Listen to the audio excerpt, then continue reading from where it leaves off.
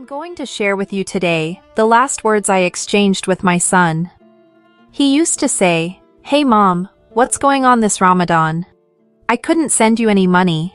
I haven't even gotten paid yet. And dad, you didn't send him anything either? What can I do? I just break my fast with a little water, a poor old woman like me. I wait for you, son, I really do." I'd ask him then, "Mom, doesn't anyone nearby ever share some iftar with you?"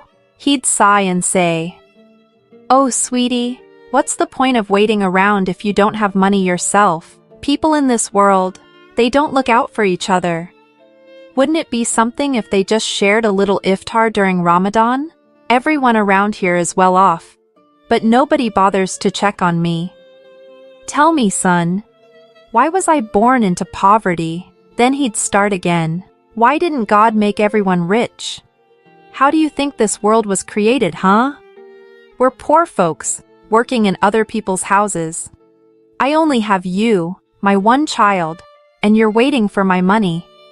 But if society just paid a little attention, I could at least get some food, some iftar. Honey, how long can you just stare at people's money? I go to fields nearby, pick some greens, boil 'em up, and eat 'em without even salt. I don't have money, and I'm tired of asking you for it. My heart aches for you, you know." He'd add, "You know, how much longer are you going to struggle like this for me?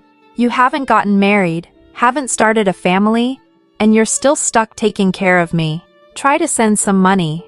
You'll find so much peace in the afterlife by serving your mother. Look, during Ramadan, people buy so much stuff, all sorts of fancy food. And me?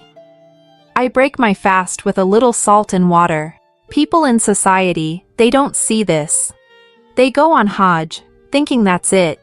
But if a rich person just helped an elderly mother or sister next door, imagine the blessings they get. They don't follow that. They just care about their own fancy meals and iftar. God will judge all of this, really. Anyway, what can you do, son? When you get your hands on some money, send it over, and try to come home, honey. It's been so long since I've seen you.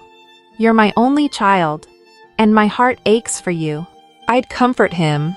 "Don't worry, Mom, I'll be home soon.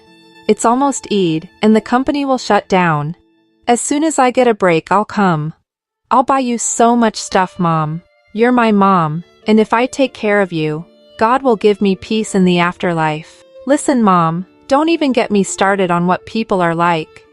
God gave them more money, so they have a lot of accounts to settle. But how many of them truly distribute it fairly? If they just cared a little about the poor today, their accounts would be easier, and they'd find salvation in the afterlife. Look at us, Mom. We have less money, so we have fewer accounts to settle. God will guide us down the right path. We'll be fine. My accounts, Mom, are honest. The fact that I can support you by earning honestly, I'm infinitely grateful to God for that. Thank God, Mom. Pray for me 5 times a day, so I can keep supporting you well. Pray for my health, Mom.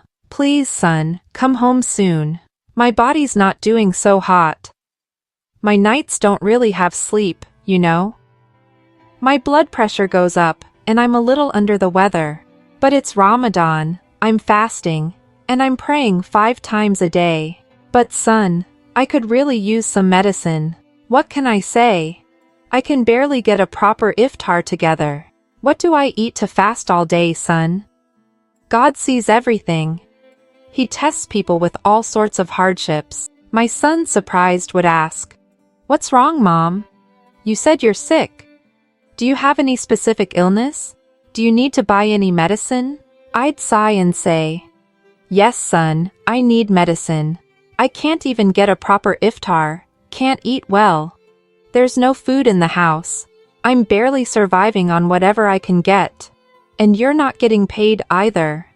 How can I even ask you for money to buy medicine? I just can't bring myself to do it. How much more trouble can I put you through? That's why my heart aches for you. Anyway, I'll manage somehow. Do Ain't worry, Ethan, when you get money, send it. Take care of your health, stay well, do your work properly. You'll be home for the Eid holidays, right? God will keep me going until then. The way He has been. If God wills, everything will be fine. I'd comfort him. Mom, don't break down like that. Just rely on your son a little. Keep a smile on your face. So what if we're poor, Mom? We don't owe anyone 10, 20,000, or even $10, Mom. We eat a little less, a little more, but at least we sleep in peace. That's a great blessing God has given us.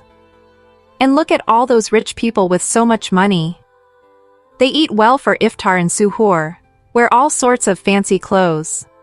But when they go to bed, they're thinking, I'm owed so much by this person, I owe so much to that person. They can't even sleep peacefully with all that worry. They have no peace, Mom. And you and I, we have so much peace, don't we? We eat a little less, or not at all, just drink some water and go to sleep. But we sleep so peacefully, Mom. That's God's boundless mercy.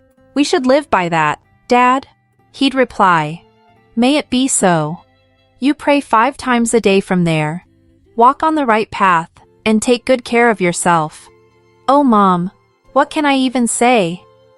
From the day I promised you, by God's grace, I haven't missed a single prayer. I pray 5 times a day, and I cry to God for you, Mom.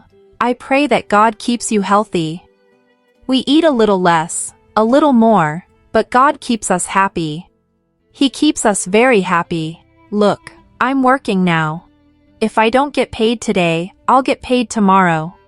There's hope, right? Since God gave me good hands and feet, good hearing, and the ability to work, poverty will go away, Mom. This Eid, I'll buy you so many new things. I'll go shopping for you. You are my dream, Mom. May God grant me salvation in the afterlife because of you. I agreed. Okay, son, may it be so. And then, friends, my son, Ethan, died in a car accident on his way home for the Eid holiday. That was the last conversation I had with him. I've kept this recording to share with you all. My beloved son, my Ethan, had promised to buy me so many things for Eid. He was coming home with a pocket full of money, ready to spoil his mother. But that son died on the road amidst heavy traffic, killed in an accident. Everyone was celebrating Eid with such joy. And for this old mother, the news of her son's death arrived on Eid. This is God's test, another test, and another. I couldn't celebrate Eid at all. This was truly the last conversation I had with him in my life. Friends, how did you feel listening to this story? What happened to me, with my son? How much my son did for me? How much hope he carried in his heart? Coming home with a pocket full of money to buy things for his mother, and he never got to see his mother again, while the mother was still alive in this world. Her child left life. Is that bearable? Can you endure that? You tell me. Still, whatever God wills, I accept it. Everyone has to go someday, sooner or later. We all have to accept that. I hope all of you pray 5 times a day. If you can afford it, give charity to the poor around you, and keep them happy. God will grant you salvation in the afterlife because of it. Friends, if you liked this story, please subscribe to the channel and stay with us. I can't talk anymore. It's too painful. That's all for today.